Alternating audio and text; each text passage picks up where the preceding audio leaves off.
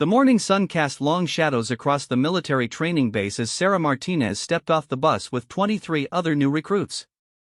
Her worn duffel bag contained everything she owned, and, clutched tightly in her hands was a rifle case that had seen better days. The leather was cracked, the brass fittings tarnished green with age, and the whole thing looked like it belonged in a museum rather than a modern military training facility. Sarah had inherited the rifle from her grandfather, a World War II veteran who had passed away 6 months earlier. When she decided to enlist, her grandmother had pressed the old case into her hands with tears in her eyes. "He would have wanted you to have this," she had whispered. "It meant everything to him." The drill sergeant's voice boomed across the courtyard, cutting through Sarah's memories. "Line up! Single file! Move it, move it, move it!" The recruits scrambled to form a neat line, their brand new gear gleaming in the morning light.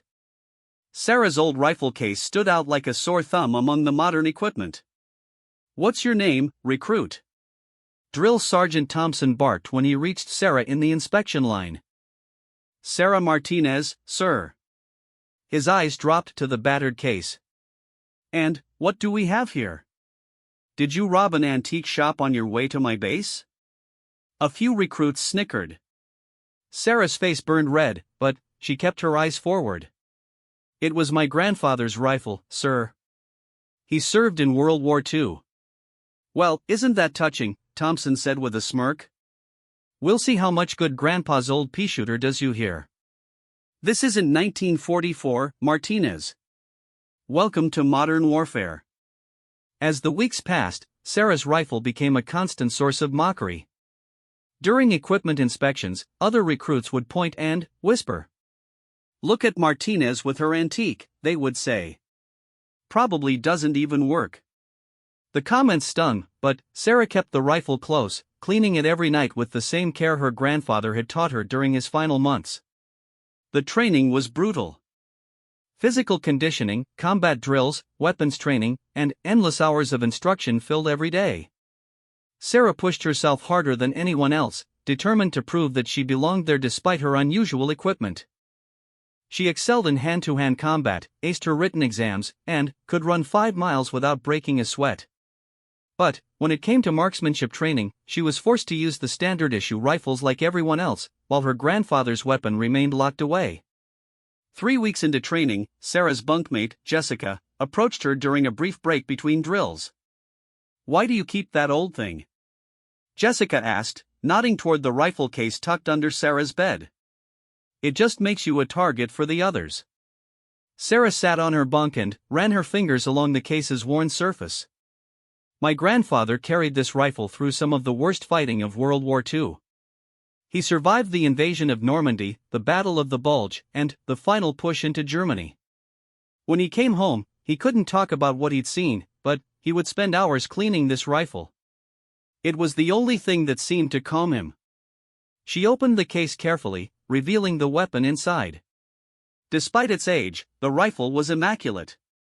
Every metal surface gleamed, the wood stock was polished to a rich amber glow, and the intricate engravings along the barrel caught the light. "He taught me everything about this rifle. How to clean it, how to maintain it, how to respect it. He said a rifle was more than just a weapon, it was a responsibility." Jessica leaned closer, studying the engravings. "Those markings look unusual. What do they mean?" "I'm not sure," Sarah admitted. "Grandfather never talked about them much. He would just say that some stories were better left untold." She closed the case gently. "But he made me promise to take care of it, and that's what I'm going to do." The ridicule continued throughout the training program. During one particularly difficult obstacle course, Recruit Williams shouted across the field, "Hey Martinez! Maybe your antique rifle can help you climb that wall." The other recruits laughed, but Sarah gritted her teeth and completed the course faster than anyone else that day. It wasn't just the comments that bothered Sarah, it was the feeling that she was somehow dishonoring her grandfather's memory. He had been a respected soldier, a man who had earned medals for his service and the gratitude of his country. Yet here she was, being mocked for carrying his rifle. Sometimes she wondered if she should just store it away and forget about it, but something deep inside wouldn't let her give up. The worst incident came during the 6th week of training. Sarah was sitting alone in the mess hall, eating lunch and reading a letter from her grandmother, when recruit Johnson and 3 of his friends approached her table. Johnson was a big guy from Texas who had made it clear from day one that he thought women didn't belong in the military. Well, Johnson said, sliding into the seat across from Sarah. If it isn't our little antique collector. Tell me, Martinez, does that old rifle even fire, or is it just for show? Sarah looked up from her letter. It works just fine. Really? Johnson grinned at his friends. Because I heard from one of the instructors that you've never even test-fired it. Kind of makes a person wonder if you're afraid it might blow up in your face. I don't need to prove anything to you, Sarah replied calmly. Oh, but I think you do. Johnson leaned forward. See, some of us are starting to think that maybe you're not taking this training seriously. Maybe you're just here to play soldier with your grandfather's toys. Maybe you don't have what it takes to be a real Marine. Sarah's hands clenched into fists under the table, but she kept her voice steady. I've outscored you on every test we've taken. I've beaten your time on every physical challenge. And I've never once complained or asked for special treatment. But you've never proven you can actually shoot, Johnson pressed. All that fancy footwork doesn't mean much if you can't hit your target when it counts. Before Sarah could respond, Drill Sergeant Thompson's voice cut across the mess hall. Johnson. Martinez. What's going on over here? Johnson straightened up immediately. Just having a friendly conversation, sir. We were discussing marksmanship techniques. Thompson's eyes narrowed. He had overheard enough to know what was really happening. Is that so? Well then, perhaps you'd both like to demonstrate those techniques tomorrow during live fire exercises. We'll see who can back up their talk with actual performance.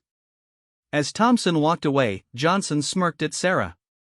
Looks like you'll get your chance to show off that antique after all. Try not to embarrass yourself too badly. That night, Sarah lay awake staring at the ceiling. Tomorrow would be the first live fire exercise of their training, and she would finally get to use her grandfather's rifle. The other recruits had been using the standard weapons for weeks now, getting familiar with their weight and feel. Sarah had only fired her grandfather's rifle a handful of times, and that was years ago when she was still a teenager. She slipped out of her bunk quietly and retrieved the rifle case. In the dim light from the hallway, she opened it and lifted out the weapon. It felt heavier than she remembered, but perfectly balanced. The metal was cool against her palms, and she could almost feel her grandfather's hands guiding hers as she checked the action and sights. Grandfather, she whispered into the darkness, I hope I can make you proud tomorrow. The rifle seemed to gleam in response, and, for a moment, Sarah could swear she felt his presence there with her. Tomorrow would be her chance to prove that she belonged here, that her grandfather's rifle was more than just an antique, and that she had what it took to be a Marine.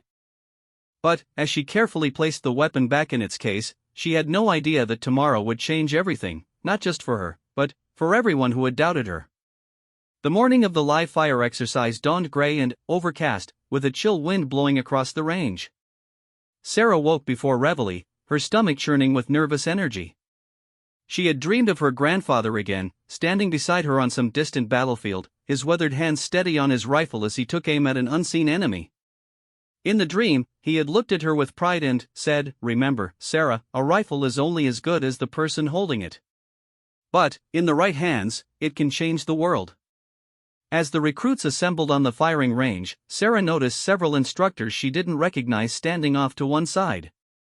They wore different uniforms and seemed to be observing rather than participating in the training. One of them, an older man with silver hair and multiple ribbons on his chest, watched the proceedings with particular interest. Drill Sergeant Thompson called the recruits to attention.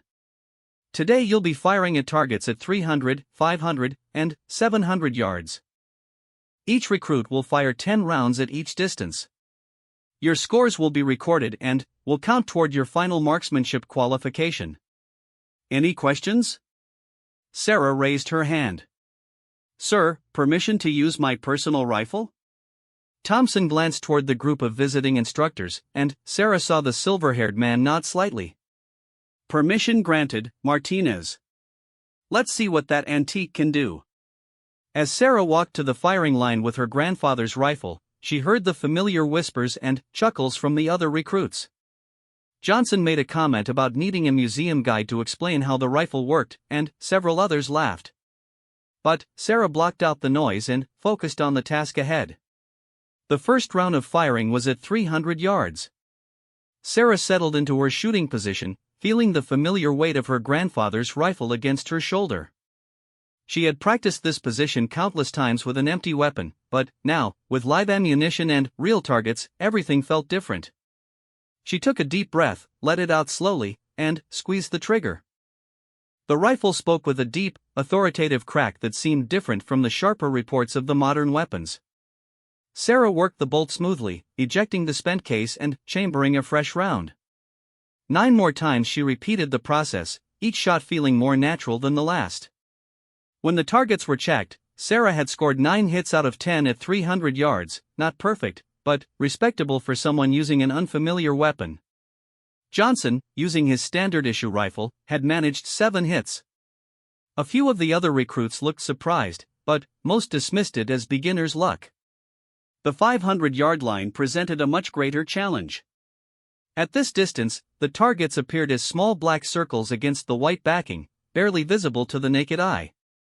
Sarah adjusted her sights according to the principles her grandfather had taught her years ago, making calculations for wind drift and bullet drop that seemed to come from some deep, inherited knowledge. As she settled into position for the second round, Sarah noticed the silver-haired instructor had moved closer to the firing line. He stood about 30 feet behind her, arms crossed, watching intently. She tried to ignore his presence and focus on her breathing, just as grandfather had taught her. Slow and steady, she whispered to herself, repeating his words. "The rifle knows what to do. You just have to let it." The second round went even better than the first. Sarah's shots grouped tightly in the center of the target, with only one flyer that caught the edge of the 9 ring. 10 shots, 9 solid hits, and 1 near miss that would have been a kill shot in combat. The other recruits were no longer laughing. Johnson struggled with the increased distance, managing only 5 hits out of 10. His frustration was evident as he slammed his rifle down after missing 3 shots in a row. "This damn wind is impossible," he muttered loudly enough for everyone to hear. Sarah said nothing, but she had felt the wind too. The difference was that her grandfather's rifle seemed to compensate for it naturally, as if the weapon itself understood how to cut through the air. She was beginning to understand what grandfather had meant when he said that some rifles were different, that they had their own character and personality. The 700-yard line was where most recruits would struggle. At that distance, marksmanship became as much about understanding ballistics and environmental conditions as it was about steady hands and good eyesight. Sarah had never fired at such a long range before, but as she studied the target through her sights, she felt a strange confidence building inside her.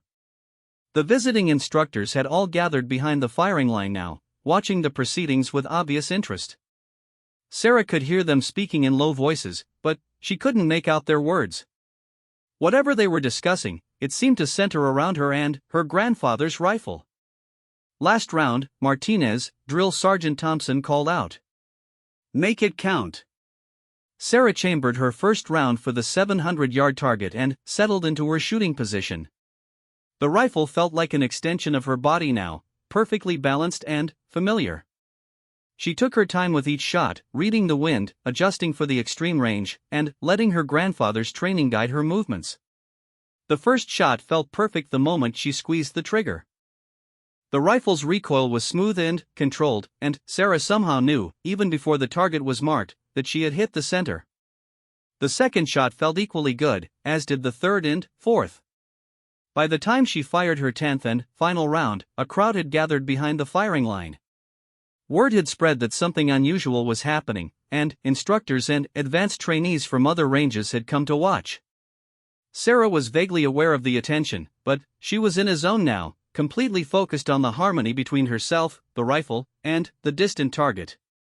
When the final target was checked, a hush fell over the range. Sarah had achieved something that seasoned Marines struggled to accomplish: a perfect score at 700 yards.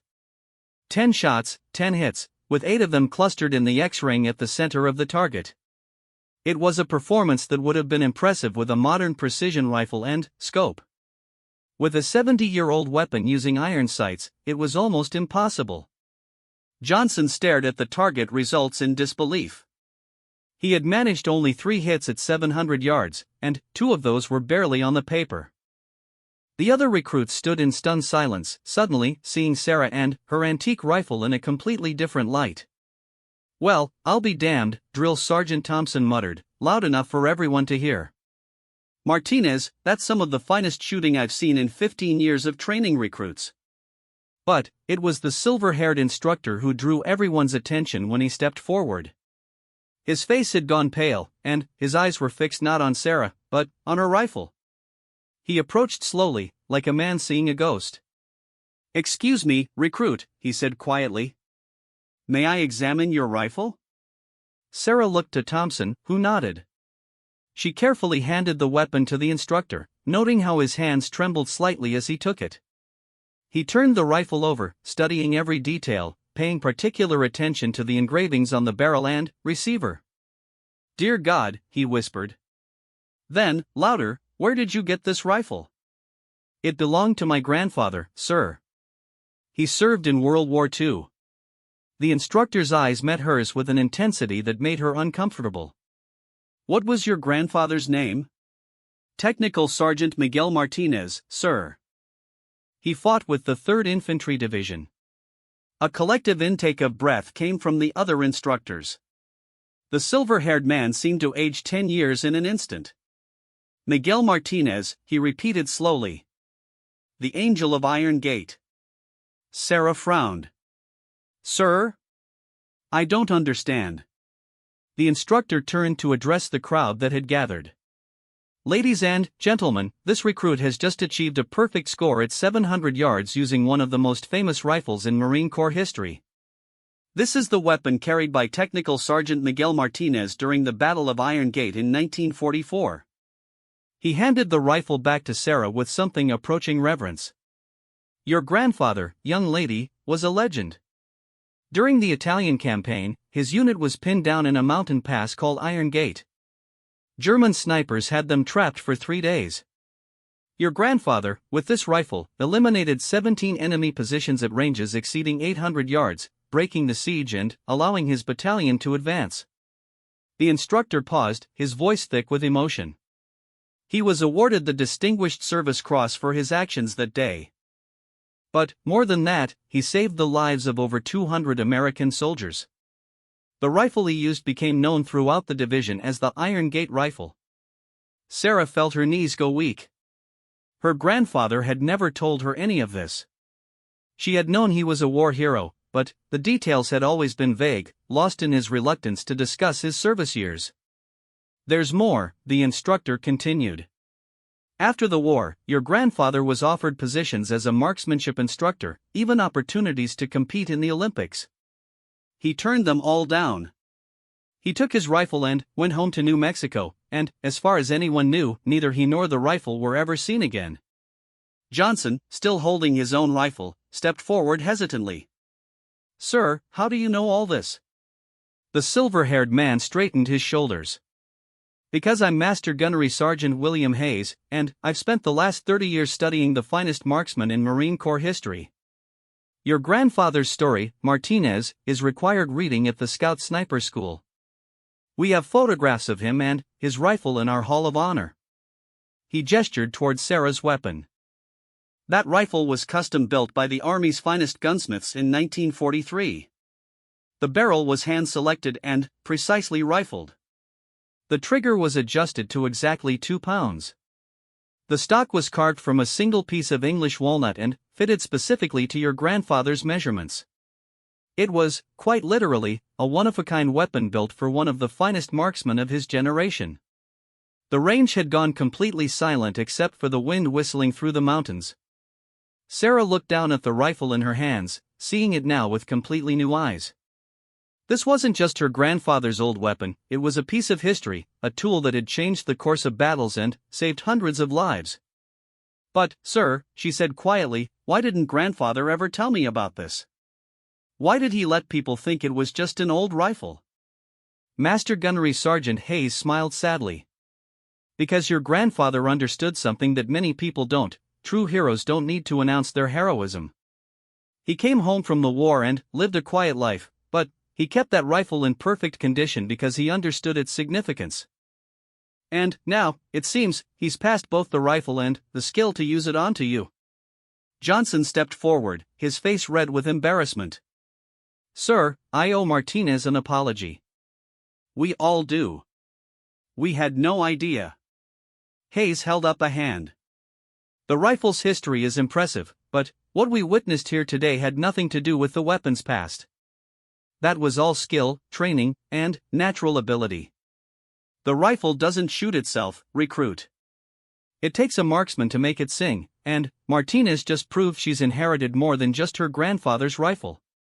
As the crowd began to disperse, Sarah remained on the firing line, still processing everything she had learned. Her grandfather's quiet demeanor, his reluctance to discuss the war, his insistence on teaching her to care for the rifle, it all made sense now. He hadn't been training her to maintain an antique, he had been preparing her to carry on a legacy. That evening, Sarah called her grandmother from the base phone. Through tears, she shared everything that had happened, everything she had learned about grandfather's service and the rifle's history. Her grandmother wept openly on the other end of the line. "He would have been so proud of you today, Mija," her grandmother said. "He always said that rifle would find its way to someone who could honor it properly. He chose you, Sarah. Even at the end, when he could barely speak, he made sure you got the rifle. Now I know why." As Sarah hung up the phone and returned to her barracks, she found her fellow recruits waiting for her. The mood had completely changed from the morning's mockery to something approaching awe and respect. Johnson stood at the front of the group, holding something in his hands. "Martinez," he said, his voice humble, "we wanted you to have this." He handed her a small wooden plaque with a brass nameplate. It read, "In honor of Technical Sergeant Miguel Martinez and the Iron Gate Rifle, carried with pride by Marine recruit Sarah Martinez." The days following the range incident transformed Sarah's experience at boot camp completely. Word of the Iron Gate Rifle and her incredible marksmanship spread throughout the base like wildfire. Suddenly, the same recruits who had mocked her antique weapon were asking to examine it, to hear stories about her grandfather, and to understand how she had achieved such remarkable accuracy. Master Gunnery Sergeant Hayes made an unprecedented decision. He arranged for Sarah to receive specialized marksmanship training during her remaining weeks of boot camp. Every afternoon, while other recruits attended standard classes, Sarah found herself on advanced ranges, learning techniques that were typically reserved for elite scout snipers. "Your grandfather's rifle is capable of incredible precision," Hayes explained during one of these sessions, "but it's going to require different techniques than modern weapons. The ballistics are different, the trigger pull is different, and the way it handles environmental factors is unique. We need to train you to maximize its potential." Under Hayes' guidance, Sarah learned to read wind patterns at extreme distances, to calculate bullet drop for various ranges, and to understand the subtle ways her grandfather's rifle behaved differently from contemporary weapons. She discovered that the custom trigger her grandfather had mentioned was indeed set to exactly 2 pounds of pull, requiring a delicate touch that took days to master. More importantly, Hayes began sharing stories about her grandfather that had never been told outside of military circles. The Battle of Iron Gate, she learned, was just one of many engagements where Technical Sergeant Martinez had distinguished himself. He had been involved in some of the most dangerous missions of the Italian campaign, often operating alone behind enemy lines. "Your grandfather was what we call a precision marksman," Hayes explained. "He wasn't just a good shot, he was an artist with that rifle. He could read terrain and weather like other people read books. He understood angles and distances instinctively. Most importantly, he never took a shot unless he was absolutely certain of his target and the necessity of the action." During one training session, Hayes brought out a weathered file folder filled with black and white photographs and official documents. I pulled your grandfather's service record from the archives, he said, spreading the papers on a table. I thought you might want to see what kind of man you're honoring by carrying that rifle. Sarah studied the photographs with amazement. There was her grandfather as a young man, lean and serious, posing with his unit somewhere in Italy. In one photo, he was kneeling beside the same rifle she now carried, cleaning it with the same careful attention she had watched him demonstrate years later. The transformation from the vibrant young soldier in the photos to the quiet, gentle grandfather she remembered was striking. He looks so different, Sarah murmured, tracing his face in one of the photographs with her finger. War changes people, Hayes said quietly. Your grandfather saw things and did things that most people can't imagine. When he came home, he probably wanted nothing more than to live a peaceful life and forget about the war. But he kept that rifle in perfect condition, which tells me he never forgot the responsibility that came with it. The official documents told a story of extraordinary courage and skill. Beyond the Distinguished Service Cross for the Iron Gate action, her grandfather had received the Bronze Star with V device, 2 Purple Hearts, and several other commendations.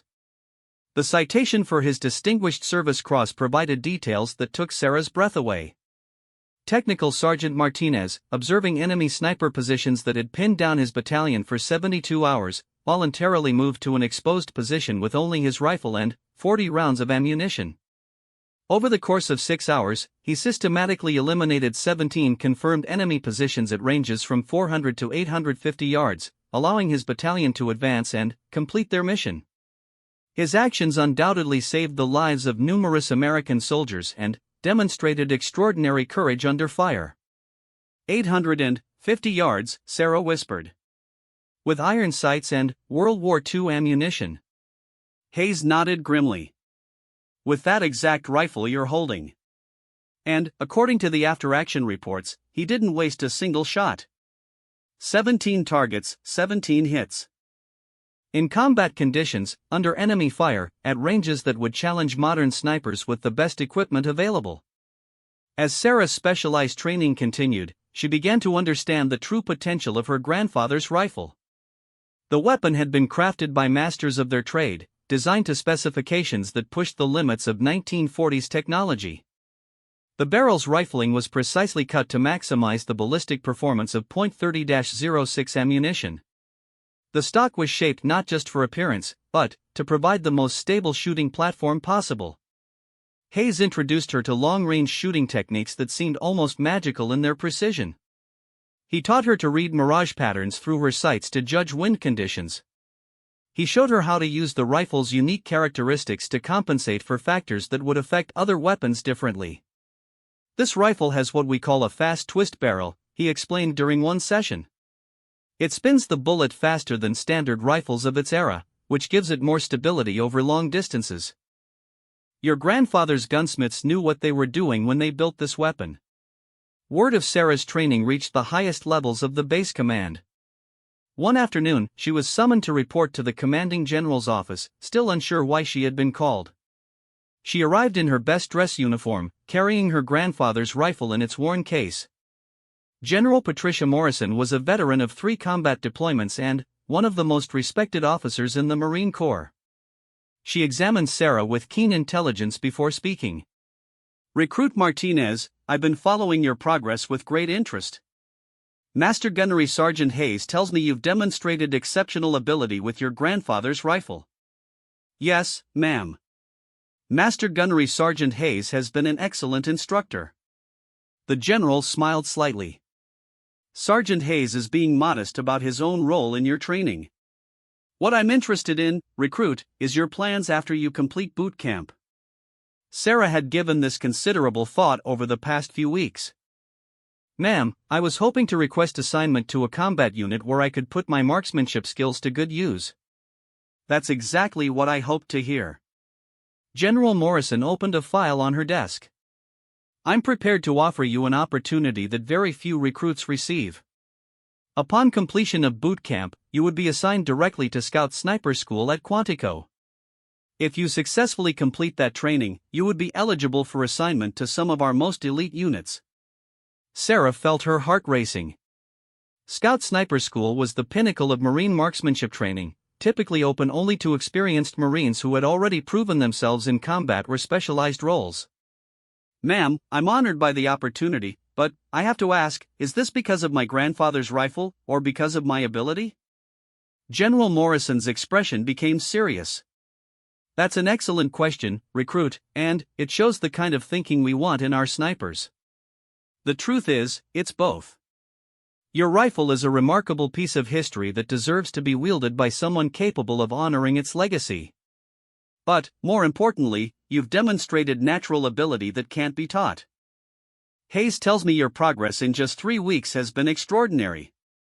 She leaned forward, her voice becoming more personal.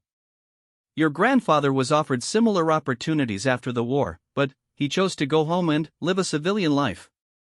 That was his choice, and it was the right choice for him at the time. But you have the chance to carry on his legacy in a way he never could. The question is, are you prepared for that responsibility?" Sarah thought of her grandfather, cleaning his rifle in the quiet evenings of her childhood. She thought of the gentle way he had taught her to respect the weapon, never knowing he was preparing her for this moment. Most of all, she thought of the pride she had heard in her grandmother's voice when she learned about Sarah's performance on the range. "Yes, ma'am. I believe I am." General Morrison nodded approvingly. "Then, it's settled. Upon completion of boot camp, you'll report to Quantico for scout sniper training. I should warn you, it's one of the most demanding courses the Marine Corps offers. The washout rate is over 60%, even for experienced Marines." "I understand, ma'am. I won't disappoint you." "I don't believe you will, recruit. Your grandfather's legacy is in good hands." That evening, Sarah called her grandmother again to share the news. The elderly woman wept with joy and pride, sharing memories of her husband that she had never told Sarah before. After the war, her grandmother explained, Miguel had terrible nightmares. He would wake up screaming, reliving those battles in Italy. He never talked about what he had seen, but I knew it haunted him. The only thing that seemed to bring him peace was taking care of that rifle. He would clean it and oil it for hours, like he was performing some kind of sacred ritual. She paused, her voice thick with emotion. "But when you were born, something changed in him. When you got old enough, he started teaching you about the rifle. He never told me why, but now I think I understand. He was looking for someone who could carry on what he started, someone who could honor the memory of the men he fought alongside." "Grandmother," Sarah said quietly, "do you think he would be proud of what I'm doing?" "Mija, he is proud of you. Wherever he is, I know he's watching over you with pride.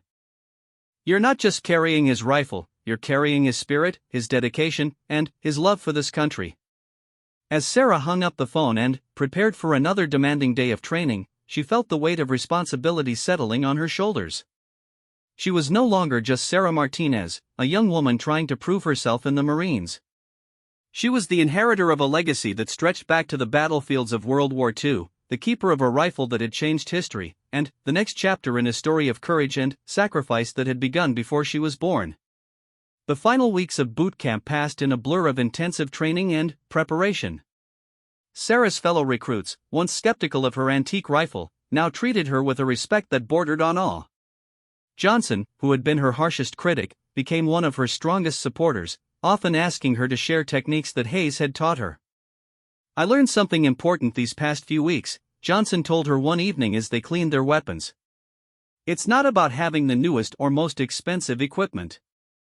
It's about understanding your weapon, respecting it, and having the skill to use it properly. Your grandfather's rifle taught me that." The graduation ceremony was everything Sarah had hoped it would be. Her grandmother flew in from New Mexico, bringing with her a small wooden box that had belonged to her husband.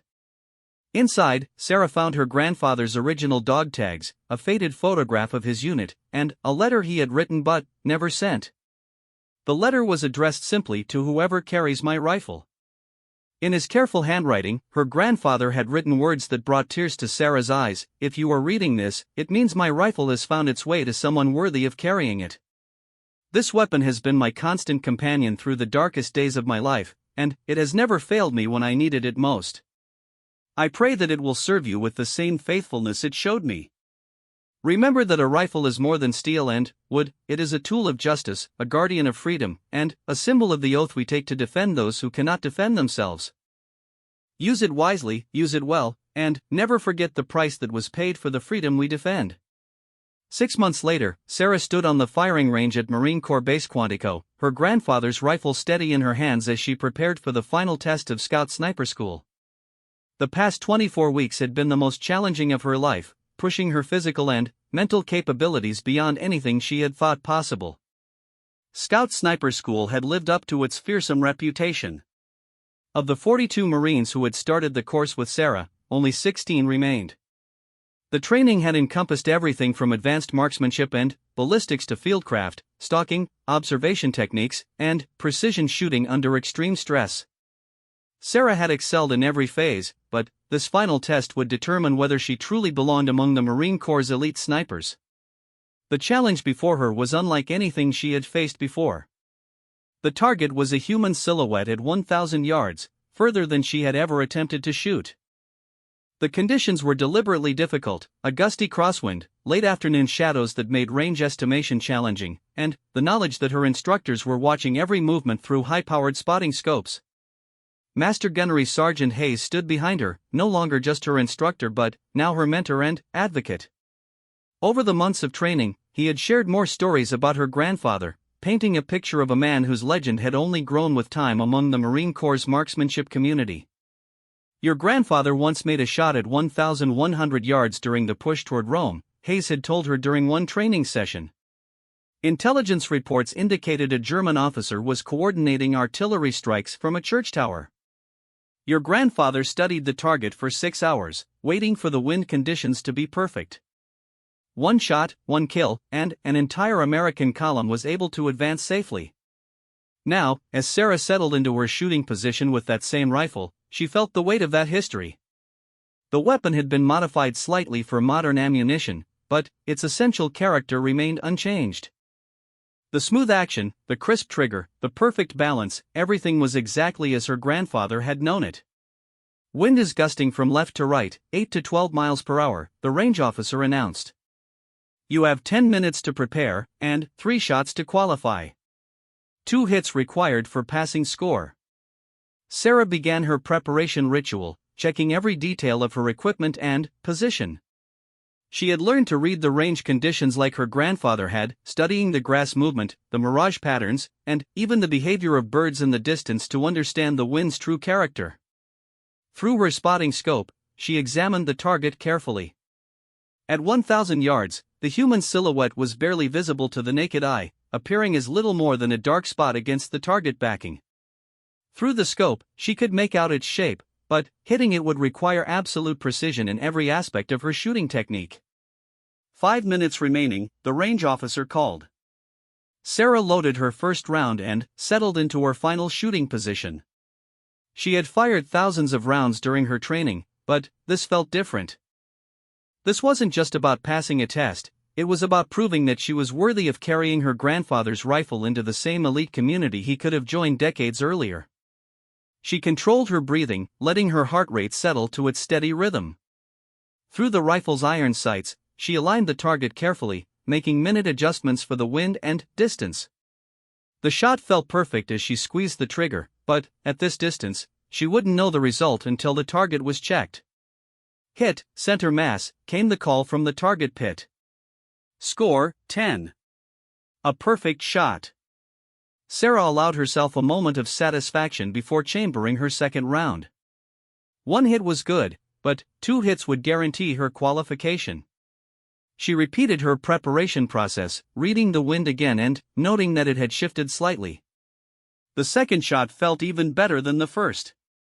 The rifle's recoil was smooth and controlled, and Sarah knew immediately that she had made another good hit. "Hit, upper torso," the range officer announced. "Score, 9. Sarah had qualified, but she still had 1 shot remaining. As she prepared for her final round, she thought about all the people who had brought her to this moment: her grandfather, who had given her the rifle and the foundation of knowledge to use it; her grandmother, who had supported her decision to join the Marines; Hayes, who had believed in her potential; and all the fellow Marines who had pushed her to be better. The third shot was for them, and, for the legacy she was now prepared to carry forward. Hit, center mass, came the final call. Score, 10. 3 shots, 3 hits, 2 perfect scores. Sarah had not just qualified, she had achieved one of the highest scores in the history of the Scout Sniper School. As she secured her rifle and prepared to leave the range, Hayes approached with a smile broader than she had ever seen from him. Outstanding shooting, Marine. Your grandfather would be incredibly proud. Thank you, Master Gunnery Sergeant. For everything. Hayes handed her an official document. Your orders, Sergeant Martinez. You've been assigned to 3rd Battalion, 1st Marine Regiment, one of our most elite units. You'll be deploying to Afghanistan in 6 weeks as part of a specialized reconnaissance team. Sarah read the orders with amazement. She was no longer a recruit or a student, she was now a qualified Marine Corps Scout Sniper, carrying one of the most respected designations in the military. More importantly, she would be taking her grandfather's rifle back into combat, continuing a story that had begun more than 70 years earlier. The graduation ceremony for Scout Sniper School was a solemn affair. Only 16 Marines had successfully completed the course, and each represented hundreds of hours of training and thousands of rounds of ammunition. Sarah's grandmother had flown in again for the ceremony, bringing with her several other family members who wanted to witness this historic moment. During the ceremony, Hayes was called forward to make a special presentation. In his hands was a beautiful wooden display case containing a brass nameplate and a folded American flag. It is my honor, Hayes announced to the assembled crowd, to present Sergeant Sarah Martinez with a memorial to her grandfather, Technical Sergeant Miguel Martinez, posthumous recipient of the Distinguished Service Cross and one of the finest marksmen in Marine Corps history. He opened the case to reveal a replica of her grandfather's medals, along with copies of his service photographs and citations. This display will hang in our Hall of Honor, ensuring that future generations of Marine snipers will learn about the Iron Gate rifle and the man who wielded it with such distinction. Sarah accepted the case with tears in her eyes, thinking about the quiet man who had taught her to clean a rifle without ever mentioning that it was one of the most famous weapons in Marine history. After the ceremony, as family and friends gathered to congratulate the new graduates, Sarah's grandmother pulled her aside for a private conversation. There's something I need to tell you about your grandfather, she said quietly. Something I've never shared with anyone. She reached into her purse and pulled out a small leather journal, worn and faded with age. Miguel kept a diary during the war. He wrote in it every night, when he could. After he died, I found it among his things. I think you should read what he wrote about that rifle. Sarah opened the journal carefully, finding entries dated from 1943 through 1945. Her grandfather's handwriting was careful and precise, documenting his experiences in training and combat. She turned to an entry dated just after the Battle of Iron Gate. Today I did something that will haunt me for the rest of my life, the entry began. I took 17 lives with 17 shots, each one a man with family and dreams just like mine.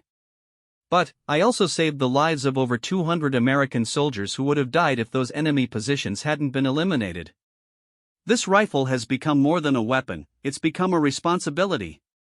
Every shot I take with it must be justified, every target must be worthy of the terrible power it carries. I pray that if someone else ever carries this rifle, they will understand the weight of what it means to hold life and death in your hands. Sarah closed the journal, finally, understanding the full scope of what she had inherited. It wasn't just a rifle, it was a moral obligation to use her skills wisely and to never forget the human cost of warfare. 3 years later, Sergeant Sarah Martinez returned from her second deployment to Afghanistan, her grandfather's rifle having served with distinction in some of the most challenging terrain and conditions imaginable. She had made shots that saved the lives of fellow Marines, gathered intelligence that prevented attacks on civilian populations, and upheld the highest traditions of the Marine Corps Scout Sniper community. The rifle had performed flawlessly throughout her deployments, its 70-plus-year-old action cycling smoothly through thousands of rounds of modern ammunition. Sarah had added her own chapter to its history, but she had also learned something her grandfather had known: the true power of the weapon lay not in its mechanical precision, but in the character of the person wielding it. Upon her return to the United States, Sarah was assigned to the Scout Sniper School as an instructor, passing on the lessons she had learned to a new generation of Marines. She found herself in the same position Hayes had occupied when she first arrived as a confused recruit with an antique rifle. One morning, a new student approached her with questions about long-range shooting techniques. As Sarah began to explain the principles of wind reading and ballistics, she noticed the student's eyes drift to her grandfather's rifle, displayed in a place of honor in the instructor's office. "Sergeant, is that really the Iron Gate rifle?" the student asked with obvious awe. Sarah smiled, remembering her own introduction to the weapon's history. "It is. And every time I clean it or carry it, I remember the man who made it famous and the responsibility that comes with carrying it." "Do you think someone like me could ever be worthy of carrying a rifle like that?" Sarah studied the young Marine's earnest face, seeing something of herself in his eagerness and determination. "The rifle doesn't make the sniper," she said, repeating words Hayes had once spoken to her. "The sniper makes the rifle. What matters isn't the weapon you carry, but the skill, dedication, and character you bring to it." As the student returned to his training, Sarah reflected on the journey that had brought her to this moment. She had started as a young woman trying to honor her grandfather's memory, carrying what others saw as an obsolete relic. She had discovered that the rifle was actually a piece of history, a tool that had shaped the outcome of battles and saved countless lives. But, most importantly, she had learned that her grandfather's greatest gift hadn't been the rifle itself, it had been the values and principles he had instilled in her along with the technical knowledge of how to use it. The precision, the patience, the respect for the weapon's power, and the understanding that every shot carried moral weight, these were the true inheritance he had left her. That evening, Sarah sat in her quarters, carefully cleaning her grandfather's rifle as she had done hundreds of times before. The routine was meditative, a connection to the man who had taught her and to all the Marines who would come after her. As she worked, she thought about the letter she was writing to her future successor, whoever that might be.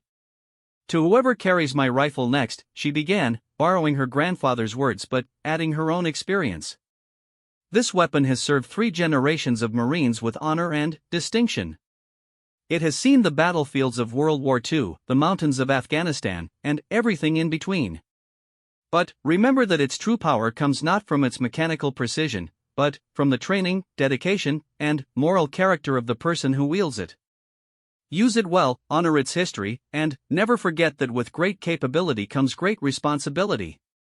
As Sarah finished cleaning the rifle and placed it carefully in its case, she felt the satisfaction of knowing she had added her own worthy chapter to its story.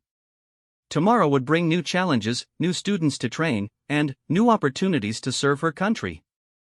But tonight, she was simply a Marine who had honored her grandfather's legacy and prepared the way for whoever would carry it next. The Iron Gate rifle rested quietly in its case, ready for whatever mission lay ahead, its brass fittings gleaming in the lamplight and its wooden stock bearing the gentle wear marks of 3 generations of dedicated service. It was more than just a weapon now, it was a symbol of continuity, honor, and the unbreakable bond between those who serve and those who came before them. In the years that followed, Sarah's story would itself become legend, inspiring new generations of Marines to pursue excellence in marksmanship and to understand that the finest weapons are only as good as the warriors who carry them. And, somewhere in the quiet mountains of New Mexico, an old woman would smile knowing that her husband's rifle had found its way to exactly the right hands, carrying forward a legacy of service that would endure as long as there were Marines willing to defend their country and their fellow warriors.